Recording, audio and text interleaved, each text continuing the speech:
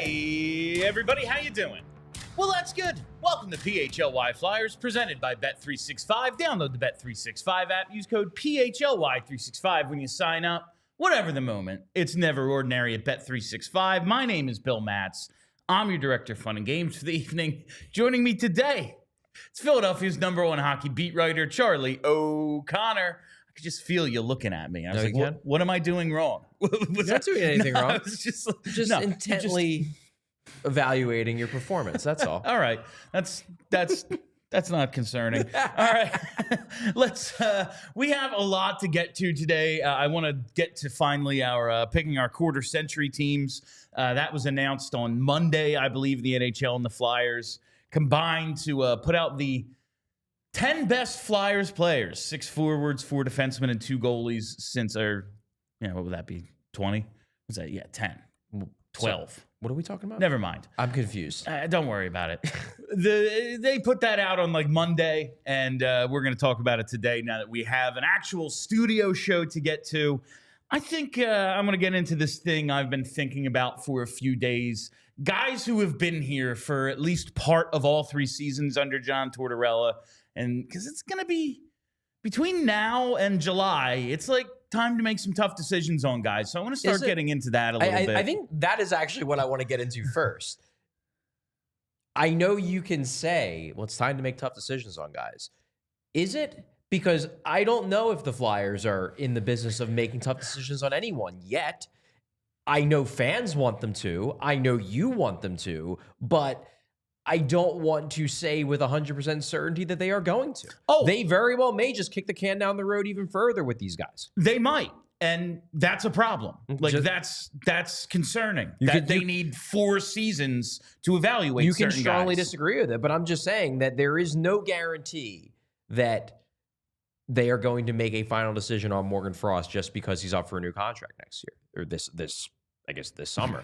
They might, but there's no guarantee. Just because we say it a bunch of times doesn't mean they are actually going to make a final decision. I realize that's possible, and that's wrong. Okay. You don't need, he's 28. I guess it's finally time to decide.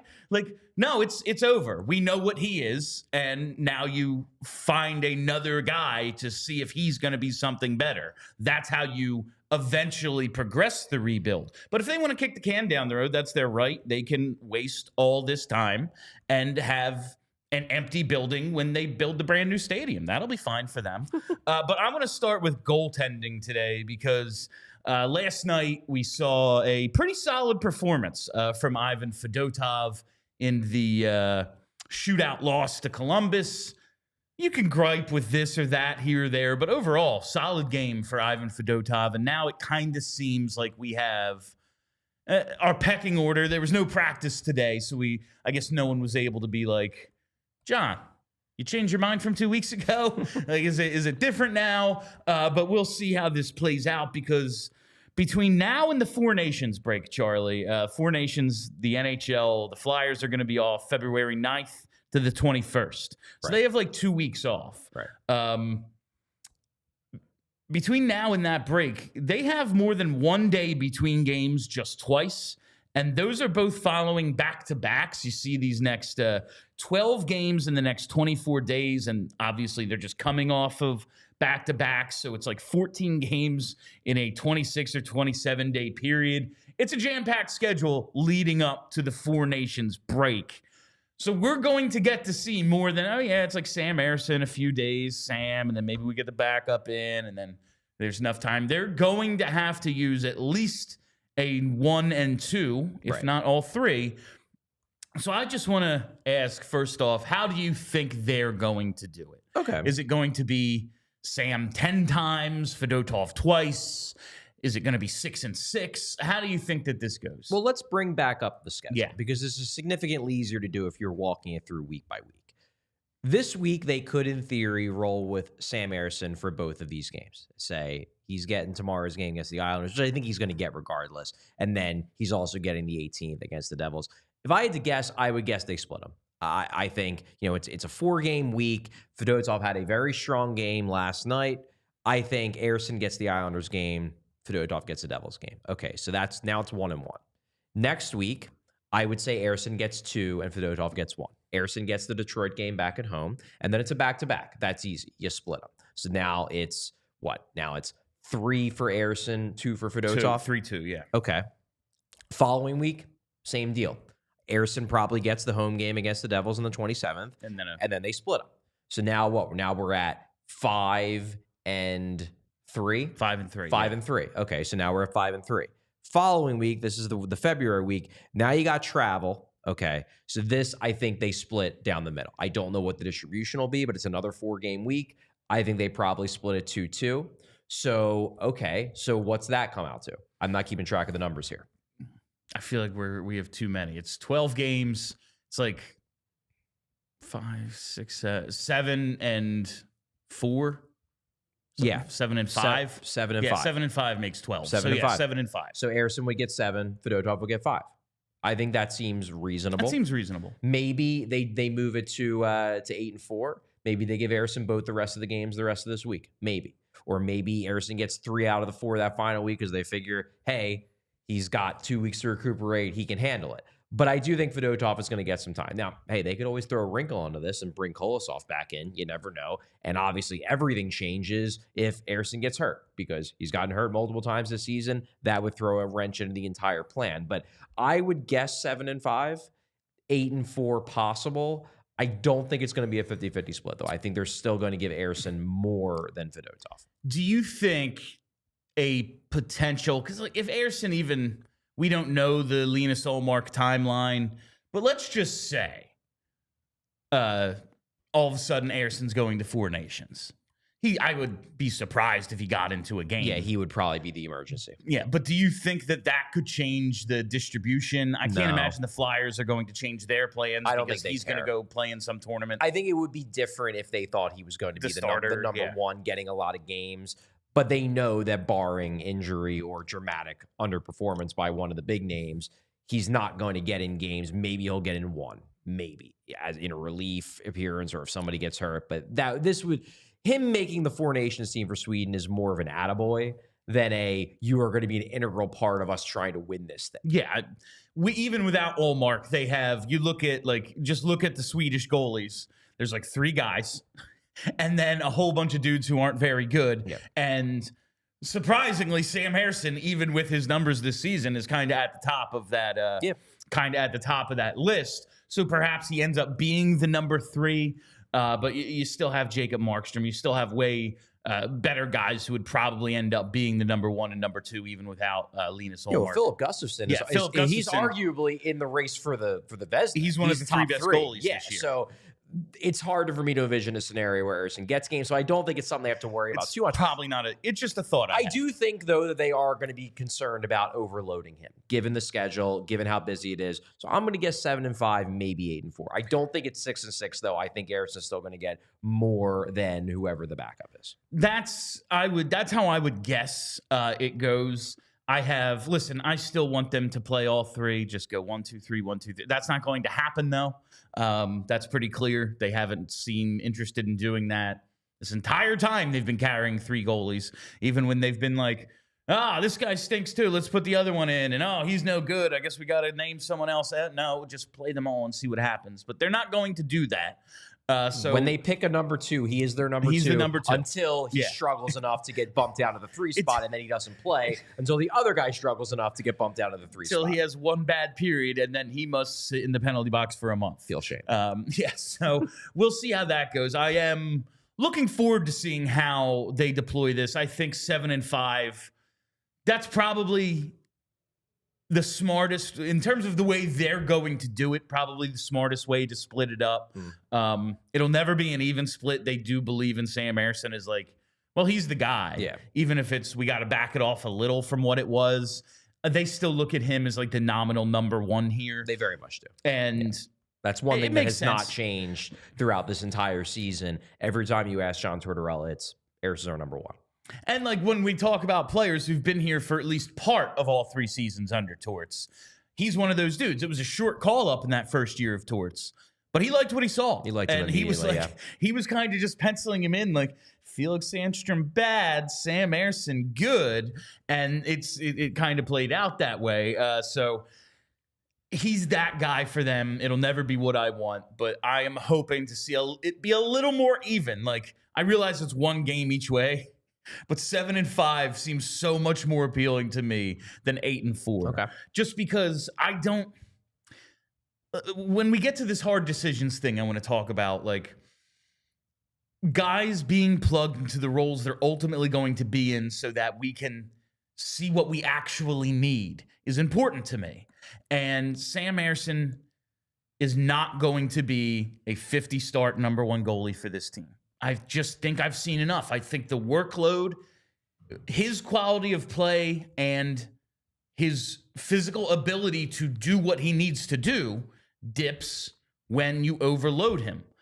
So let's see if he can be a tandem or backup guy, because that seems like his ceiling to me. I would rather him get a closer to even split than like 3/4 of the games, but we'll see how it plays out. I guess I'm not ready to say that with 100% certainty midway through the first season he's been a starter. I will be willing to say that with significantly more certainty after I watch him have a full season as a starter. I think what we saw last year, while that's an extreme case, and that would, unless you're like Marty Brodeur or a guy like that, you're not getting that sort of workload. He was still so bad in that role. Like, now with the injuries on top of that, if it was just one, like last year, he dips a little, but he's fine. Like last year, he was putrid down the stretch, and they just didn't have anyone else, so it was what it was. And now with the injuries on top of that this year, I'm just kind of, I don't see it. I don't see a possibility for him to be a 905 goaltender getting 50 starts for this team. Okay. Look, I'm not saying it's a likely scenario. You know, it's hard to be a real good NHL starter, and most likely he is not going to be a real good NHL starter because there ain't a lot of them. There's few. I'm just not ready to write off that possibility, at least until the end of this season. All right. Do you think, I know it's impossible to guess, but just to wrap up the goalie conversation, like, Kolosov stays around, first of all? I don't know. Like, it's so hard to guess what this is going to be, but they should send him down. They should. Let's say Fedotov, I mean, I doubt he's going to be like a 920-something for the rest of the way, because it would be surprising. But like last night, he was pretty damn good. And especially like if we're grading on the curve of Ivan Fedotov, he had a shutout last night. If he continues to be at least solid, is it like that's probably it for Kolosov this year? Maybe there's a way to get him in, and obviously injuries, like we just talked. Sam Ersson's been hurt 3 times. It's very possible. Kolosov's pressed into duty again, but I don't see a path for him outside of that right now. Yeah, I don't know what they're going to do. It's so weird. I'm at the point where I think they should just go to him and say, we're sending you down. Maybe you can couch it as it's going to be a conditioning stint first, and we'll give you a couple games so you get some work, and then we'll call you back up just so they can kick the can down the road a little bit. Because the reason why they're doing this, my assumption, it all really boils down to the Ersson injury. Because they have to know, or they have to at least suspect, that if they tell Kolosov he's going to go down, that there was a decent chance he's going to go back to Belarus. And what they are probably terrified of, even more than the idea of losing Kolosov forever, is just the idea that, well, what if we do that? We call his bluff. He goes back to Belarus, and then a day later, Sam Ersson tears his groin out for the season, and then we're stuck with Ivan Fedotov and Cal Peterson the rest of the year. Like, that, I think, is what is the underlying fear of calling Kolosov's bluff. That said, we're now, 44, 45 games into the year. 45 games into the season. At some point, you're going to have to make a decision here.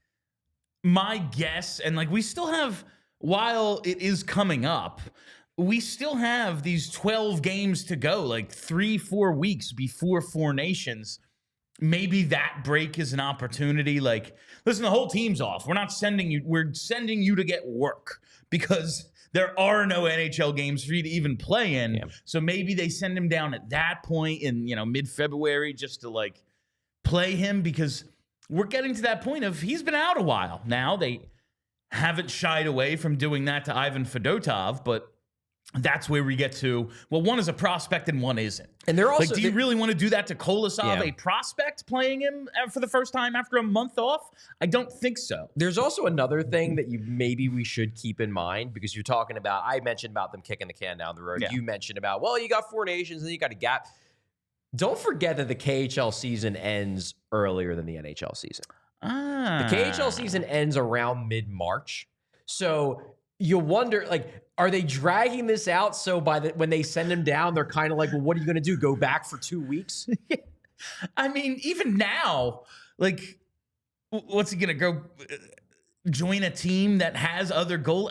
But at that point, like, what are you going to play 3 games? Yeah, if you look at it and you say, okay, well, maybe we can convince him to go down for 2-3 games during this next 2-3 week stretch, get some time, we call him back up so he's happy. Then it's 2 weeks off for 4 Nations. Then we come back, and then suddenly, if we have to send him down, then we just say, look, do you really want to go back, find a team, and get in 5 games? You might as well just stay in Allentown the rest of the year. Maybe that's part of what they're thinking. Maybe they truly are just kicking the can down the road and hoping that eventually it won't be worth Kolosov's time to go back to Belarus. As a fan, I am just frustrated with the Kolosov situation. But I do find it very interesting, like all the different ways that this might be playing out. Because I think we can.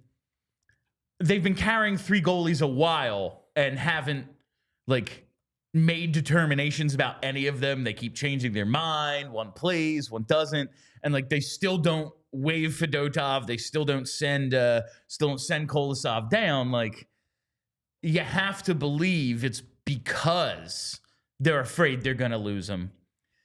But we don't actually know that to be a fact. True. We don't have confirmation of, yeah, he ain't going to play in Lehigh Valley. Like, that's what we heard in this, like, over the summer. It's what we heard in the beginning of camp before he reported. But that was months ago at this point. We have played 45 games since then. Yeah. I really wonder if anything has changed, but we just don't have that information. So I guess we just have to continue to try to like connect the dots here to figure out what the hell this Belarusian goalie prospect is thinking and how the Flyers are reacting to it. The only thing I can say with relative certainty is it's hard for me to envision a scenario where after the game that Fedotov played last night, plus the relative close to competency that he played in a tough situation against those two Toronto games, it's hard for me to imagine a world where he gets tossed back into the number 3 role if he has one mediocre game. I feel like he's built himself up enough, especially with how bad Kolosov was looking prior to getting pulled out of the number 2 role. I feel like at the very least, Fedotov deserves for the next couple weeks to be used as the clear number 2. And even, like, again, just in terms of asset management and development, if we're going to throw someone to the Wolves, now maybe out of spite, they'd be like, oh, you think you're ready? All right, go get your ass kicked then. We're playing Colorado. You're starting. Like, maybe they would do that to Kolosov to prove a point. I don't think so. But no, like, that's not like a normal, competent NHL team would do. Like, that's just a funny thing I'm thinking. Yeah, you would enjoy it. Yeah, I would. But, like, if you're going to throw... Like if Bill was running the team, we might do things like that. If Bill was running the team... we'd move. Like, it would get taken away from me. And, like, we'd have to fold. No, but like if one of them has to be like the sacrificial lamb, it's the 28-year-old. Right. Like, right. Even if maybe he's been better, but he's still not good. And Kolosov, there might be something there. So why get him killed? Like, that just is what makes the most sense. But we'll just have to wait and see how this plays out. I like your idea of like a 7-5 split leading up to 4 Nations. We'll see. The goaltending situation is as it has been for the previous 45 games. I don't know. We'll see. Yeah, like that's what it is. All right. Before we go any further, I got to tell you about a couple of our partners, starting with our friends at Golden Nugget Jewelers. That's right. Take it from me. I have been on the ring hunt before, and I got to tell you, it isn't nearly as fun as like watching the birds on the ring hunt they're in on right now. So you need an expert to help you with this thing. You need the very best. Where do you get it? You get it at Golden Nugget Jewelers right there on the corner of 8th and Chestnut. It's a family-owned and operated business since 1987. And if you're getting engaged, they have a wide assortment of rings and wedding bands to fit anyone's style. And you'll receive a final cleaning and written appraisal with every engagement ring purchase. And they're not just wedding jewelry. You can find watches, diamond necklaces, bracelets, earrings, and so much more. You deserve an expert, and you deserve the best price. Golden Nugget Jewelers, where Philly gets engaged. Head over to goldennuggetjewelers.com to learn more. While we're here, Listen, you deserve the very best ring, and you deserve the very best orthopedic care. And that's where Rothman Orthopedics comes in, because if you have aching joints or cramping hands or your back's out of whack, Rothman's got you. At Rothman Orthopedics, they've been practicing specialized care. It's been their passion for over 50 years. Their mission, it's high-quality, compassionate, affordable care rooted in research leading to new treatments and better outcomes. Each Rothman doc is laser focused on their specialty, whether it's hip, knee, spine, you name it. They have a team for each body part right in your backyard so you can get back to your specialty, because they're Rothman Orthopedics and they specialize in you. Rothman Orthopedics, specializing in orthopedics and you. Visit rothmanortho.com/PHLY to learn more and make an appointment today. All right. After the Four Nations break, Charlie, the Flyers will have 6 games prior to the March 7th trade deadline. I suspect that, yeah, there'll be some league business going on during the Four Nations.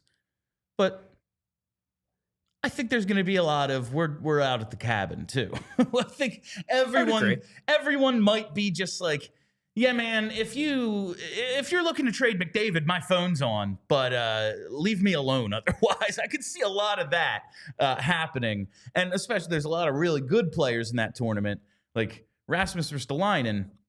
He's in that tournament. If I'm a team, I'm not trading for him until after it. Like, I'm not going to trade for a guy who might get hurt in this other thing that's going on while everyone else is off right now. That's fair. So it's really like what we have right now, and then kind of a little block where maybe nothing will happen, and then the 6 games leading up to the trade deadline. Now, I'm not saying a determination needs to be made on some or all of these guys right now, but after nearly three full seasons, last night was game 209 of the John Tortorella era. That is a lot of time to evaluate, guys. I do think it's time to start moving forward and opening up roster spots for other guys to at least get a look.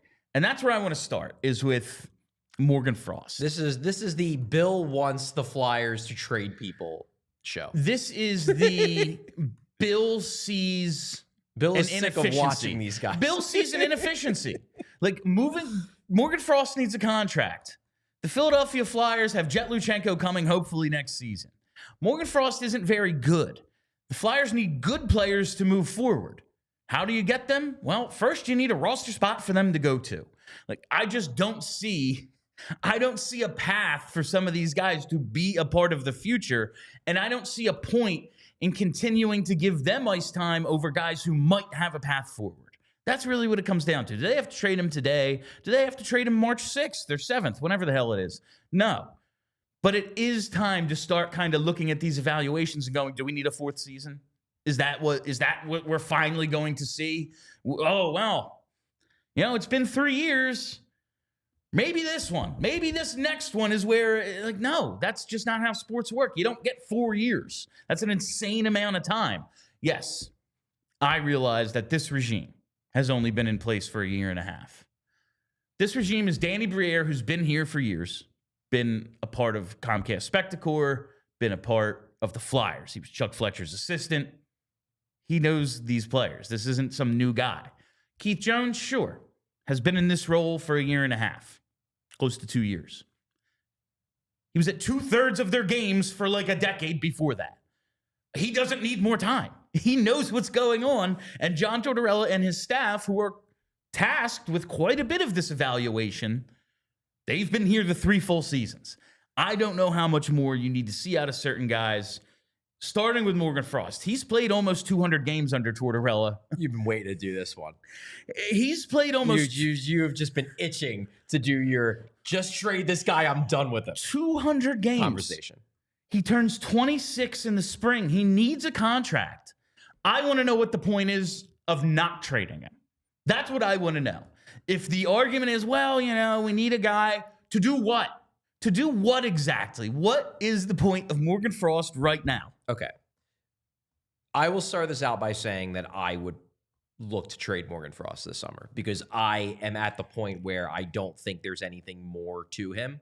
I think he is what he is. And what he is a perfectly solid middle 6 scoring center, but I don't see how a middle 6 scoring center fits with their long-term plan, given the players that they know they have to get and a player in Luchenko who they know is coming. That said, I can absolutely envision a world where they re-sign Frost to another bridge deal and keep him around. And here's that world. Their centers are bad right now. They do not have good centers. They don't have good enough centers to be an NHL caliber team. However, we've talked about it on the show that we worry that the center weakness that they already have is hamstringing some of the wingers. If you were to trade Morgan Frost just to trade him, not necessarily in a bigger deal to bring in a guy with higher upside who plays the middle, then you do have to go out and get another center to replace him, even if it's not a 23-year-old 1C. You have to go out and trade for a 32-year-old center who can be decent offensively, just to have somebody there to help the wingers have some support. You can't just trade Morgan Frost and not replace him. And I don't necessarily know if the answer is his replacement with Luchenko, because I'm getting the sense that they're not sure he's going to make the team next year. That was something that you were hearing when Guelph didn't trade him at the post-World Junior trade influx that always happens right after World Juniors. He wasn't traded before the deadline over there. And one of the thoughts was, oh, we might have him next year too. Maybe the Flyers aren't going to keep him.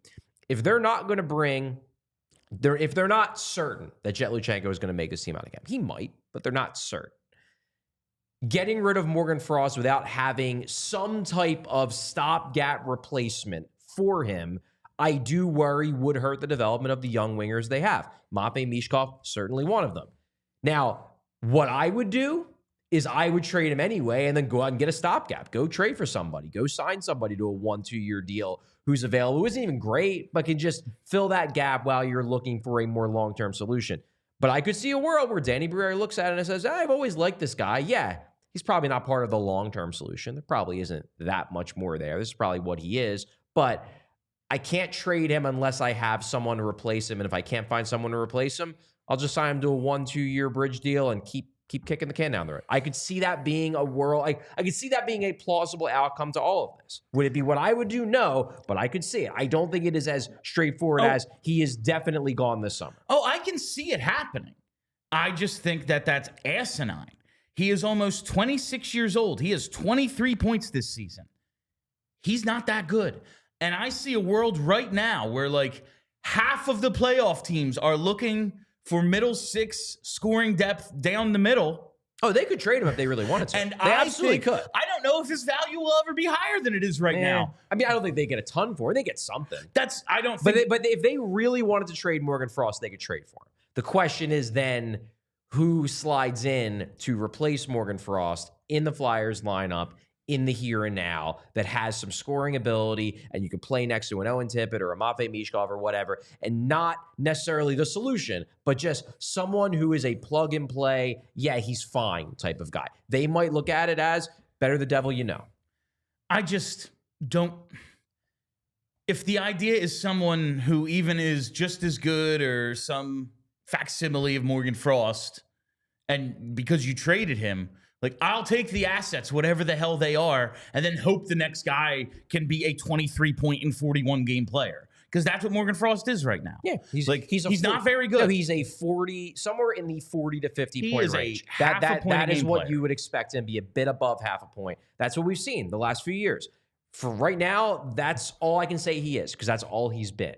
But also, those guys, as much as people get frustrated with the relative, I won't even say mediocrity, but just like the fact that a lot of these forwards on this team right now seem underwhelming. They don't have the high-end talent. But there's a reason why Morgan Frost would have trade suitors. Sure. It's because those guys don't grow on trees. They might feel like they do to fans who just feel like, oh, Flyers have had these kinds of guys forever. You would still have to give up something to get another Morgan Frost. And if what this ends up being is, like, I guess here's my question to you. Are you this interested, obsessed, whatever word you want to use, on getting rid of Morgan Frost that you would, and maybe you would, maybe you're just done with this, you're sick of it, you want fresh blood, that you would trade Morgan Frost for a 3rd-round pick and then immediately trade that 3rd-round pick for a 32-year-old center who you could also expect to get 45 points just because he's not Morgan Frost and I'm sick of this guy. I mean, I'd prefer they not be 32, but yes, absolutely. Okay. This is because it's not him. Like, it's not going to be Morgan Frost. He is not going to be this team's 2C. He's definitely not going to be this team's 1C. So what's the point? Like, that's my question, is why don't we try to figure out something else? Because this isn't going anywhere.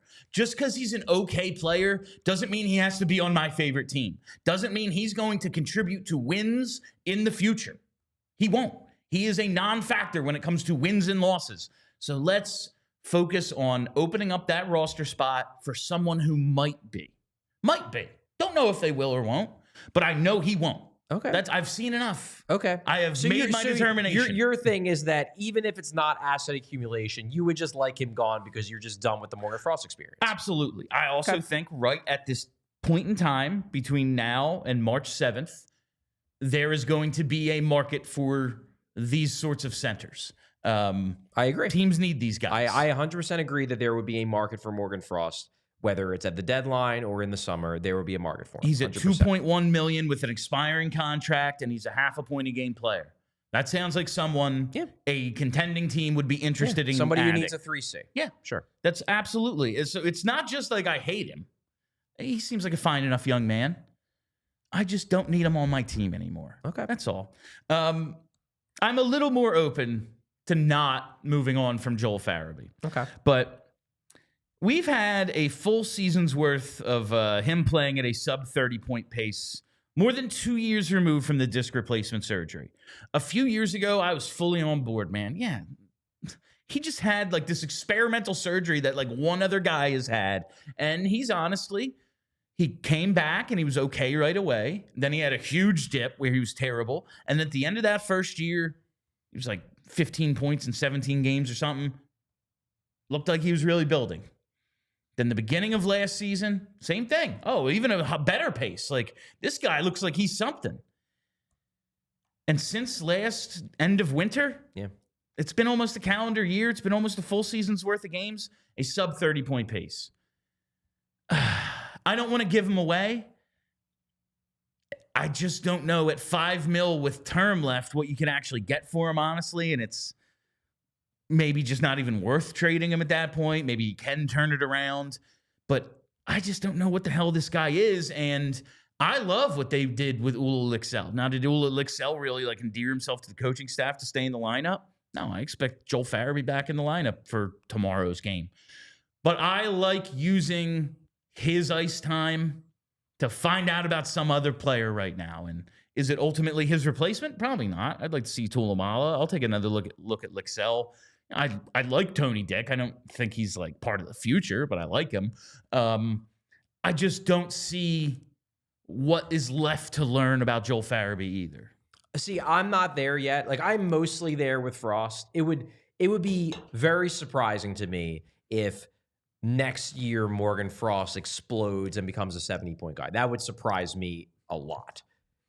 If Joel Farabee, whether it's here or somewhere else, next year were to break out and score 70, 75 points, wouldn't blow me away. I think that's in there somewhere.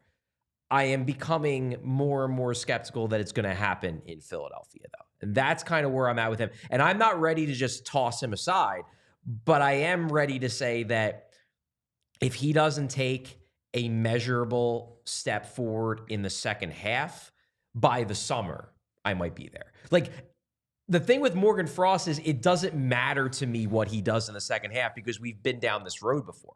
You know, we know. He's even joked about it. He said, yeah, everybody says I'm only good in the second half, so maybe it's the second half. Maybe I'm playing better now. And, like, it's funny. It is a joke. But also, that means that if he plays well in the second half, it's not going to change my opinion of him. Nope. It's just going to reiterate the belief I already had of what he is. It will reinforce exactly what I think of him. Whereas if Joel Farabee over the final 35 games of the year scores 32 points, it will make me feel better about the idea of keeping him. Now, if he goes out and continues to pace for 30 over the full season, then I start to wonder if maybe he is a change of scenery candidate.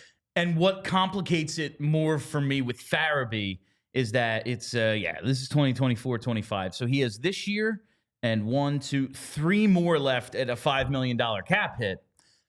I'm not interested in salary retention I agree with that. for 3 more years. No, you would want to find a team that really likes the skill set and thinks they can buy low on Joel Farabee. Not give up much because they're going to pay him. Right. But that $5 million might be important to the point where you go, wow, maybe I will take less of a return than I think maybe he's ultimately worth. Because, like, what the hell is he worth right now? I mean, I wouldn't.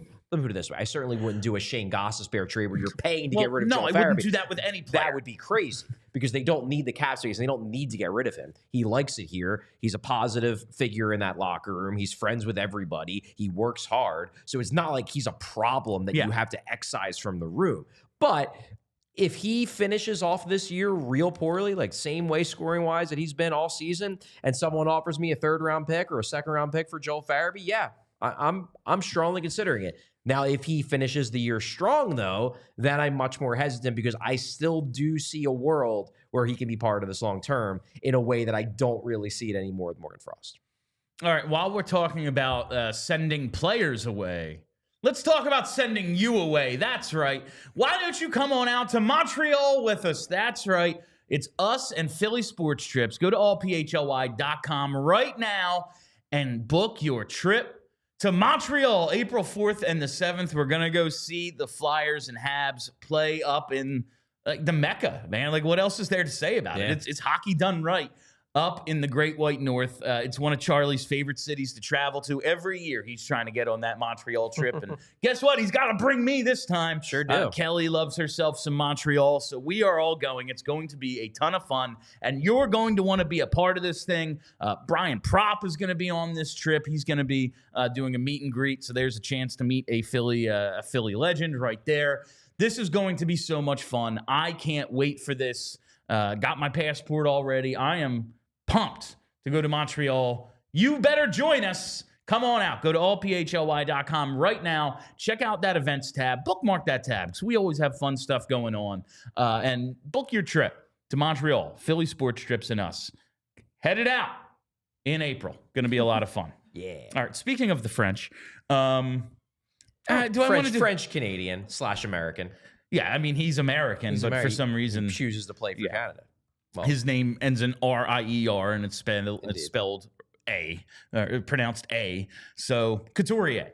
Sean Couturier. Listen, there's like nothing. Captain of the team. Yeah, there's nothing we can do about his place on the books. He's making a ton of money on way too much term.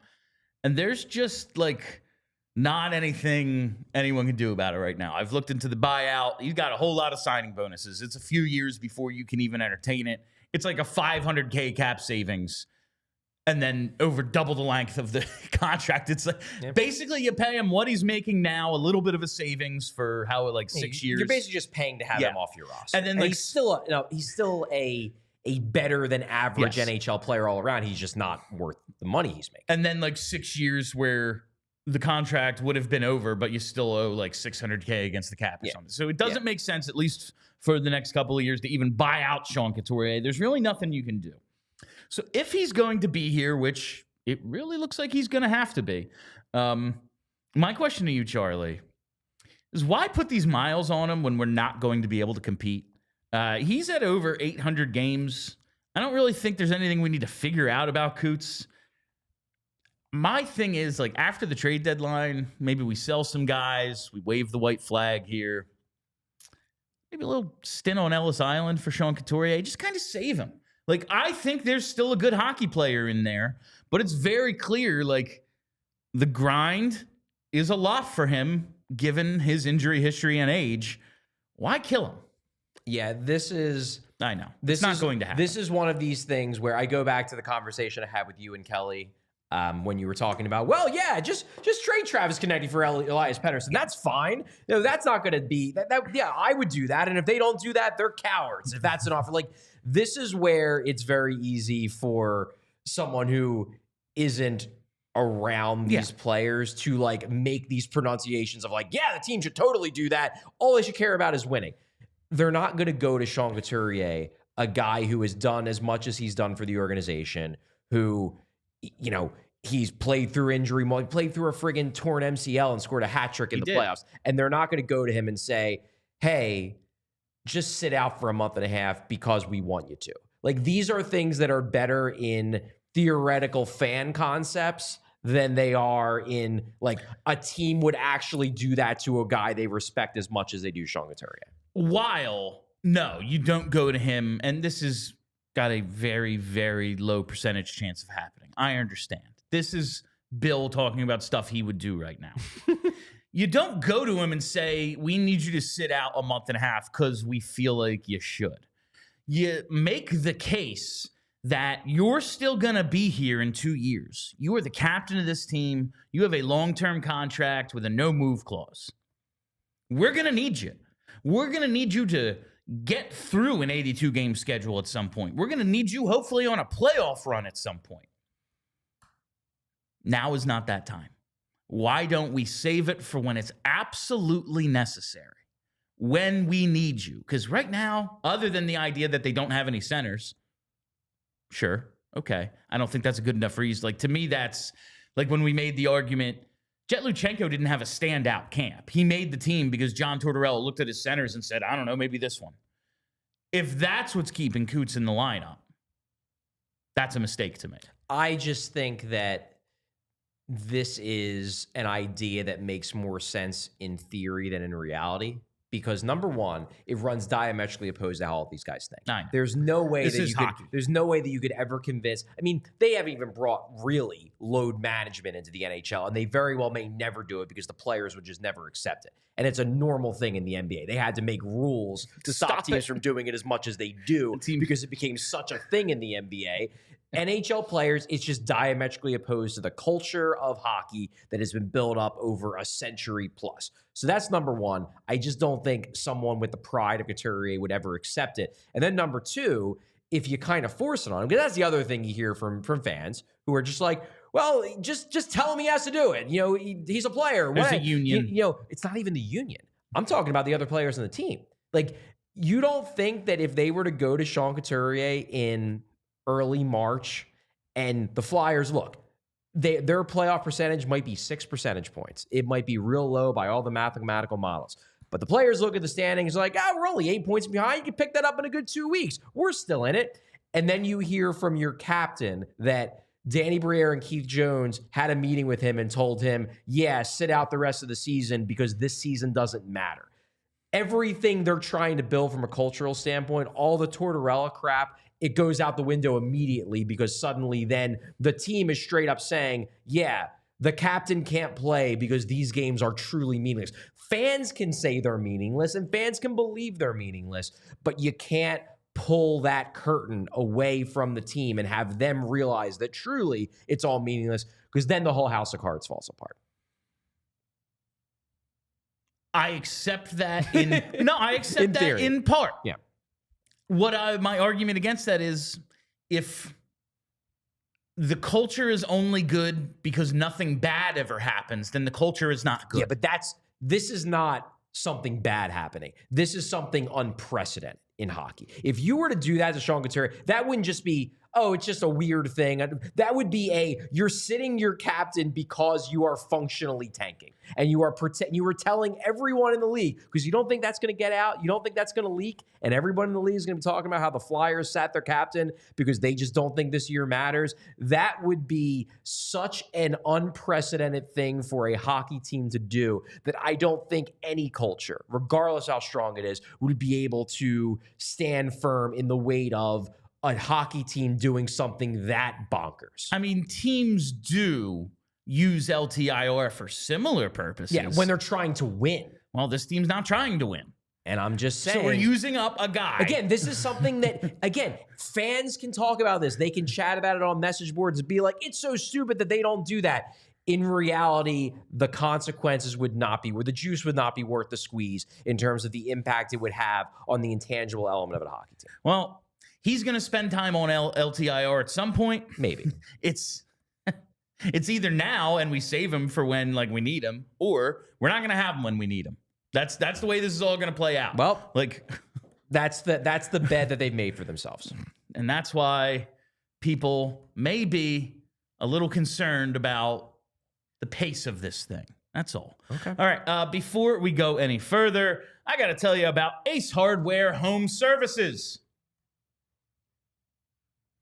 If you've got a leaky pipe at Ace Hardware Home Services, they're around the block with everything you need to fix it, including the person to do the fixing. If you've got an air conditioning issue, they've got a guy for that. Got a faucet you said you'd fix last fall. We always think, wow, I'll get to this myself. Don't worry about it. Well, guess what? It's been like 18 months. You haven't done it. Ace Hardware Home Services, they can do it for you because now they're not just the helpful hardware folks. They're also the helpful home services and repair folks, from plumbing to heating and cooling. They've got the trusted pros to keep your home humming all year long. Ace Hardware Home Services, they're bringing helpful home, the helpful you love, from the store now to your front door. Visit Ace Hardware Home Services online at acehardwarehomeservices.com to get your next project started today. While we're here, you know I love my Shady Rays. You got to get ready for all seasons with quality shades built to last that won't break the bank. Shady Rays, an independent sunglasses company offering a world-class product rated 5 stars by over 300,000 people. They have hundreds of options to choose from, so you're not bound. So you are bound to find the perfect pair to match your style. I wear Shady Rays every single day to the point where all of a sudden they were going missing. Because my wife was taking them. She loves them so much. Whatever it is about the polarization in Shady Rays doesn't mess with your eyes nearly as badly, like, say, when you look at your nav screen or your phone or something. So I had to get her a pair as well. We both love Shady Rays. I think you will too. And now is the time to shop, because exclusively for our listeners, Shady Rays is giving out their best deal of the season. Head to shadyrays.com. Use code PHLY for 35% off polarized sunglasses. And try for yourself the shades rated 5 stars by over 300,000 people. All right, that's the Coots conversation. The next one I really want to get to is Rasmus Ristolainen. This one should be quick because I think we're both on the same page. I just think they badly need to trade him. I think you have to trade him. Yeah. I want to trade him immediately, and I understand why they won't, and more so like why teams are like, yeah, let's get through 4 nations. Yeah. Like, ever since the Olympics, it was like a decade ago at this point, but there's some injuries, and it was like, yeah, those are guys who... Yeah, we're not taking that risk. We're not surrendering assets, especially like Rasmus Ristolainen. It's crazy to say, but he might bring back a first-round pick. You might recoup the thing you gave up for. I mean, they also gave up like a third in Hague as well. But Hague and a third, baby. Hague and a third, plus a first. Plus a third. Yeah, a first. Like, you might be able to recoup some of what you gave up for Risto. Now, this is something they were talking about a little bit on Puck Soup today that I just wanted to run by you. Like, $5.1 million with term. I can't imagine the Flyers are all that interested in salary retention for a few seasons. You would think, yeah. What kind of return, though, do you get for a guy at $5.1 million? Like, do you have to choose between salary retention and a good return? Yeah, well, I think where I'm at, and this is probably where I differ a bit from the Flyers organization, because from everything you've heard, it seems like the Flyers' view is, and they're right, Ristolainen's been playing well. He's been playing really, really good hockey, especially this year. I think this has been probably his best season as a Flyer. Healthiest, most productive. Last year, he played well when he played, but wasn't healthy. The year before, I think he didn't really become this version of himself until probably around December. Whereas this year, he's been this version of himself from the start of the season. I guess we'll see if he holds it. So I understand why the Flyers look at him and they say, number one, we shouldn't have to retain. He's worth this cap hit now, especially given the fact that a lot of teams around the league love physical guys that can play that way for the playoffs. They don't think they should have to retain, and they also think that they should be getting back a high-end asset, a first-round pick, a high-end prospect, something like that. That's what the Flyers are saying right now. I personally would not take that hard of a line. Now, look, right now, yeah, I would take that hard of a line. I'd say, yeah, you need to give us a first-round pick, and we're not going to retain if you want Rasmus Ristolainen. You get him for multiple playoff runs.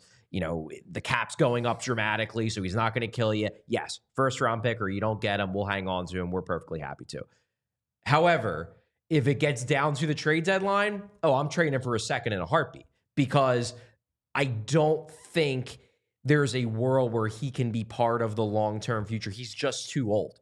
And they're not going to be good, really good, cup contending good, when he is able to do what he's doing now.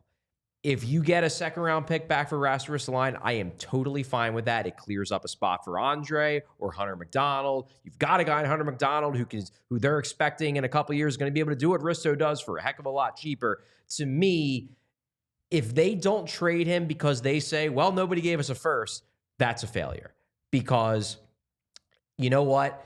There is the injury risk. You never know when he's going to get banged up again. He's never been, it's been a while since he's been this healthy.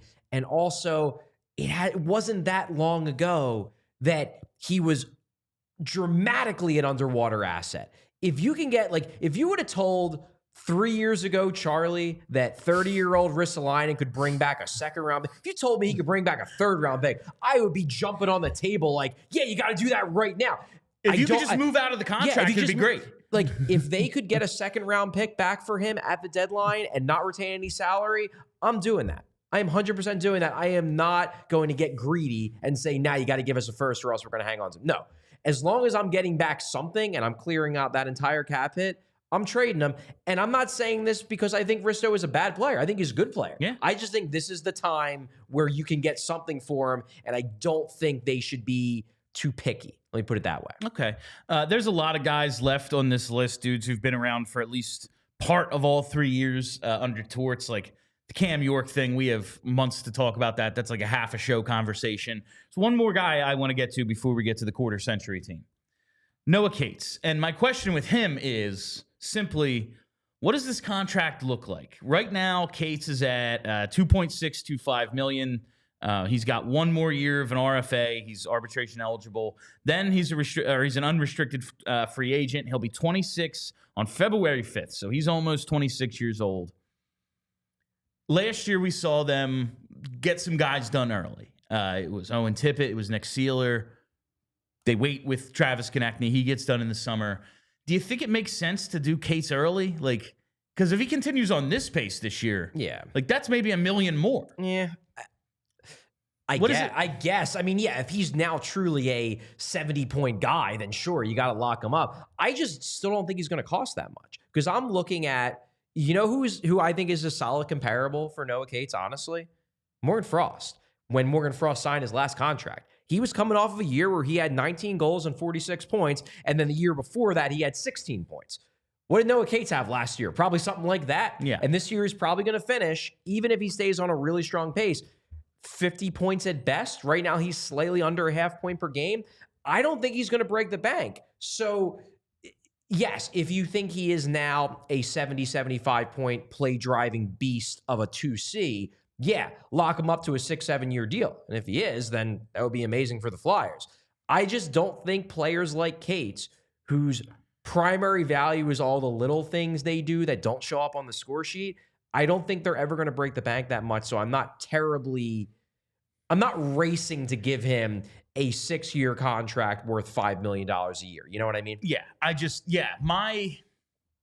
I'm terrible at this, but my thought is 4 times 4. That's what I would want to give Noah Cates. I would have a problem right with it. Yeah, I wouldn't have a problem with that. Do you think that's realistic? Yeah. If you want to give him 4 or 5 years, that's probably what you would have to give him. Probably around that. Just I think Morgan Frost is a good comparison the way you put it. It's just UFA years cost more. Yeah, and the cap's gone up. And the cap is going up, so it's hard to. But I would like to make a not major investment, but partially because there's no centers. They do need these guys, but a decent enough investment in him to see what he can do now that I think we can kind of go back to last year and go, there's a lot that went wrong, and he's a little bit closer to the first year of Torts player than maybe we even thought he was, because now he's doing it again. But that's why they do have the rest of this year to figure that out. And I think the big thing, too, with Cates, because this goes back to why they signed Tippett. They love what Tippett does behind closed doors. They believe in his work ethic. They see what he does in the gym. They see what he does in the offseason. Noah Cates is a rink rat. Noah Cates is a guy who eats, sleeps, and breathes hockey, has an insane work ethic, is the coach's pet. They are not going to have any concerns about committing to him 4, 5, even 6 years. My question is just whether it makes sense financially. All right, I badly mistimed this show, as per usual. Well, we talked about the goalies for 20 minutes. The goalie conversation went way too long. That's on me. So let's hit super chats and then finish up with a quarter century team. Okay. Let's. Okay, not as many as I thought. All right, from Vineet Singh, assuming Frost is either traded or resigned to a 1 year, which of the remaining RFAs of Tyson Cates or Cam York are deserving of a long-term contract, and what would those contracts look like? We just talked about Cates.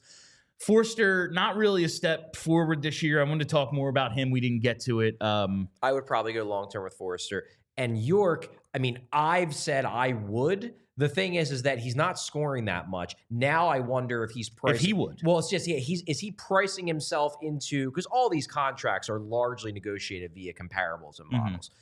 If York's statistical comparable for a 6-7 year deal is, a $5.5 million cap hit, I don't know if he signs that deal.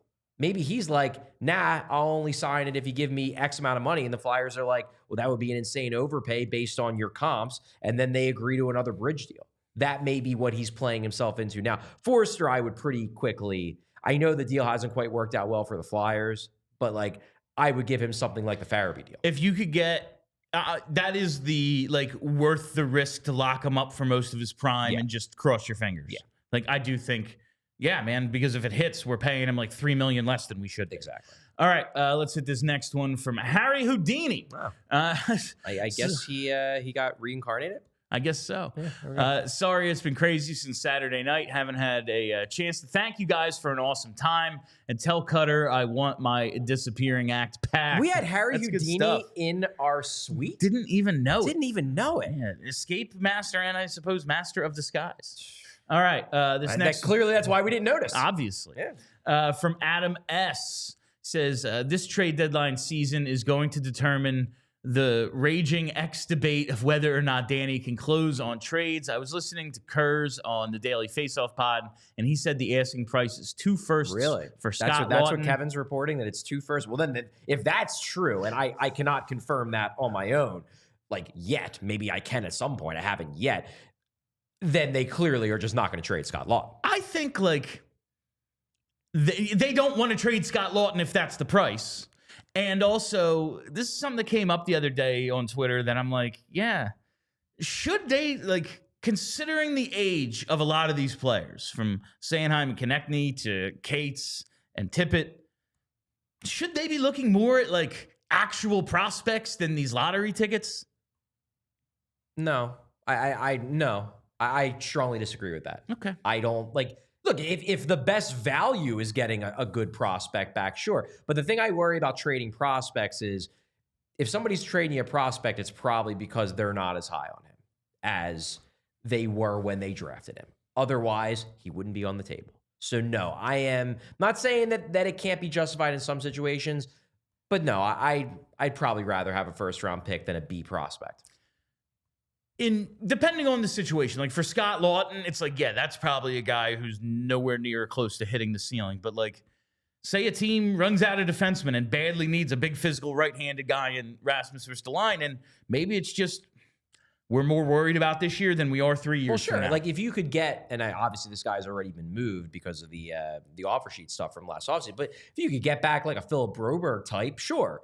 But again, the risk element is there's a reason why he's available. Yeah. Because the team that drafted him high soured on him a bit. All right, next one from Adam S. He says, and they have turned down a first straight up multiple times via his source. Okay, Adam, we can talk about this, but also I'm not Kevin. This is a question you should be asking Kevin. Yeah, well, okay. And last one from Chasing the Puck. Bill, I disagree that Farabee is what he is. Last 72 games, 0.32 points a game pace. Previous 72 games, 3/4 of a point a game. He's shown he can do it. But that was a while ago. Jaromir Jagr was at one point the best player in the world. Let's bring him back because he did it in the past. No, he's 50. It's over. Yeah. At a certain point, guys are what they are, and then they're not. I haven't seen it in a calendar year out of Joel Farabee. He's not that good. That's all. I'm not ready to say that, but Bill, it's fair if you are out on him having high-end scoring upside. Maybe not high-end, but somewhere in that 60-ish point And range. to me, If you're out on that being a possibility, fair. To me, the argument is, well, if he had a good center, it's like, well, which one of these wingers wouldn't benefit from a center? Because Travis Konechny's doing it with like Ryan Poehling and Sean Couturier, who none of them, both are black holes of offense. Like, I don't know, man. Owen Tippett seems to be all right. Matvei Michkov seemed to be doing all right. Like, we got a ton of wingers. Some of them are doing a better job than Joel Farabee. There's only so many roster spots. I just got to make tough decisions at some point. All right, we appreciate those of you watching on TV. Head over to allphly.com for more of the show, and let's just try to knock out some of this quarter-century stuff real quick. I just, we get all fired up sometimes. All right, so the NHL put out their list. It's fine. We've talked about like our disagreements with the Flyers / NHL's list. Like, I don't think the forwards, there's a ton you can argue with. I think putting Ivan Provorov on there is kind of silly. Yes, he had a little bit of a run there, but like, I don't know. He's still active and doesn't like embody Flyers or anything. Like, I don't see it. I think there's better choices there. And then Roman Cechmanek, yeah, he had a couple good years, but literally he had a couple of good years, like quit on the team, walked off the ice at a playoff game. Like, I just see better choices than Roman Cechmanek as well, whether it's quantity or quality. He was really, really good during those regular seasons. Yeah. Like, his numbers were fantastic. He was in the running for major awards. I believe, didn't they win a Jennings? They won a Jennings. He definitely got Vezina votes. He was like maybe a Vezina finalist one of the years. But that's it. It was like a 2-year run, and then that was that. All right, so let's hit our teams here, Charlie. I'm going to start with my first team. No, I didn't really change it up all that much. I just kind of moved Jake up to the first team. It's Gagne. You and I both love Simon Gagne. I mean, between playoff moments, the amount of time he was here, like, it's kind of a no-brainer. I would agree. Claude Giroux, also a no-brainer. One of the 5 best players in franchise history. And Jake Voracek. This was tough because, like, I love Mike Richards. Wayne Simmons I left off my list, who I absolutely love. But, like, Jake was here and did it for a long time. Hell of a career for Jake. So those are my forwards. I have Timonen and Ghost on defense. Kimmo Timonen, he's number 1 defenseman of this quarter century. Hard to even come up with a guy who's close to him, quite honestly, for me. And Shane Gostisbehere, his rookie season, the most fun we've had until, I don't know, that Cutter game a couple of days ago. And he had 3 really good years here. It ended poorly. I get why he's not on the team's list because, like, hey, we just traded this guy for literally nothing. We had to pay to trade him for 0 return, and now he's still in the league. I get why they didn't choose him, but I think that's kind of weird. And goaltender Brian Boucher. Playoff moments, amount of time spent here. What, does he have the best numbers? No, but he was really good and did a lot as, like, there ain't a goalie in these last 25 years who's been a part of more 1 big moments or 2 playoff series victories than Brian Boucher. Like, you look at the number of playoff series they've won over these last 25 years, he's like the goalie for a lot of it. So that's what I'm going with there. Second team, I bumped Richards down. I have to have Briere. That was tough for me because I wanted Wayne Simmons, but, like, Danny chose us. Danny, after a 22-60 season, signed here. We go to a conference final. 2 years later, we're in a cup final. Now he's the freaking GM. Richards, I just love him. One of my favorite Flyers ever. And Coots was a tough call, but the Flyers have won 1 major award in this quarter century. There's been one Couturier. individual award won. It's him. The only one since Lindros winning MVP in 95. That's it. So it's got to be Coots. And then Desjardins, and I originally put Coburn. Then I saw you had Coburn, and I changed it to Pronger. Pronger's the best defenseman that has played for the Flyers. It's just like he had 1 full season. He didn't play that much. He had 1 full season. But, yeah, I mean, Chris Pronger probably on the Mount Rushmore of NHL defensemen. He's in the mix. I don't know if he's quite that good. 2 defensemen since World War II have won MVPs. He's one of them. The other one's Bobby Orr, who's the best player of all time. Okay. I'm putting him on the list. All right. I don't know if I would put him as one of the 4 best defensemen ever, but he's very, very good. And then goalie, Steve Mason, he's got the best numbers of, like, any Flyers goalie this century. Yeah. Steve Mason, wildly underrated. I feel bad because like I'm one of the people who kind of perpetuates the People just remember second part. People just remember the bad goal. The goal. They remember the bad goal. Yeah. That's what killed Steve Mace's reputation in the city, and he never really fully recovered. If he is healthy for the start of that Rangers series in 2014, good chance they win it. Yeah. He's the best goalie we've had, hopefully, until one of these guys are like just bragging.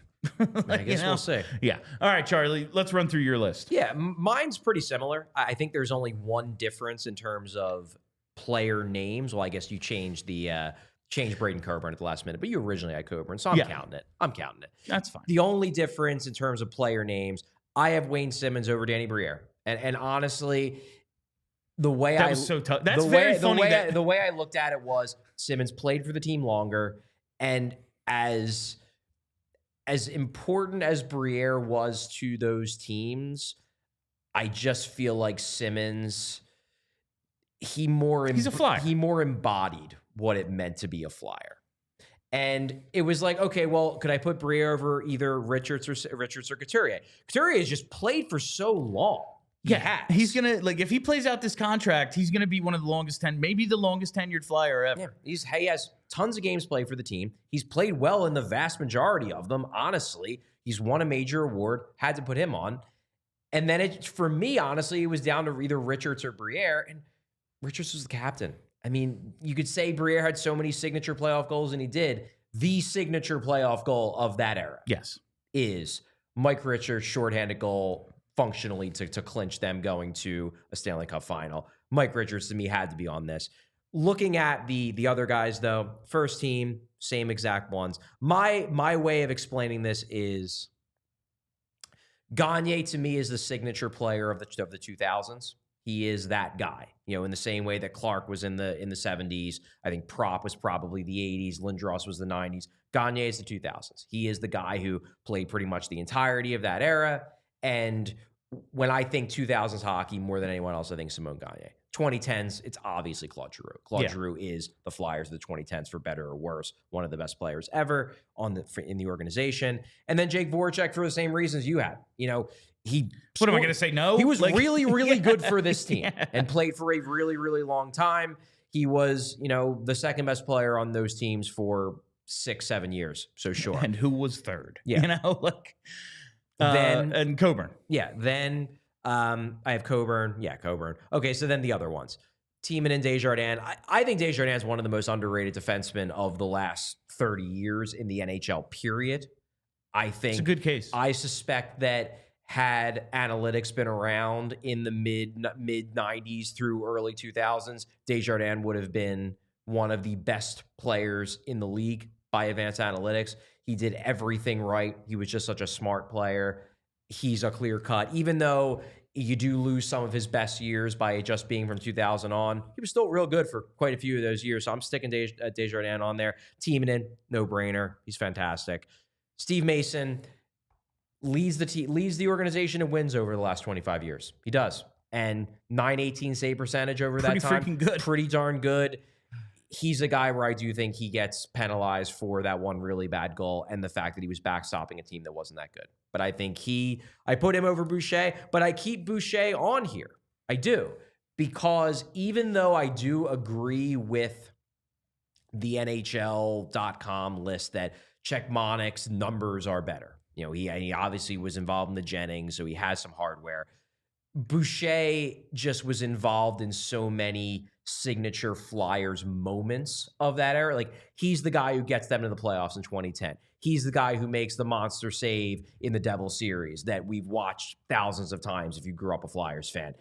He was with the team multiple times. He just, it just feels wrong to me to put Roman Czechmanik, a guy who his teammates hated, a guy who flopped in the playoffs, over Brian Boucher, who just screams Philadelphia Flyer. And in terms of the time period of the 2000s, they said it perfectly on the broadcast the other night. Bookends it. Signature moment, 5 overtime game in 2000. 2010 beats Hank in a shootout to go to the playoffs on the last day of the season. What am I going to not? It's like Voracek. Like, what am I going to say? No, he needs to be on the list. So those are our quarter century teams. Maybe I'll get to my funny list another day. But this has been PHLY Flyers presented by Bet365. Download the Bet365 app. Use code PHLY365 when you sign up. Whatever the moment, it's never ordinary at Bet365. We'll be back tomorrow for pre and post game, so make sure you tune in for that. Follow us right here on YouTube. Set that reminder bell so you never miss a live show. Follow us on Twitter at PHLY_Flyers and follow the podcast as well. Just search PHLY Flyers. All right, my name is Bill Matz. That's Charlie O'Connor. Until tomorrow, let's go Flyers. We all silly like the mayor.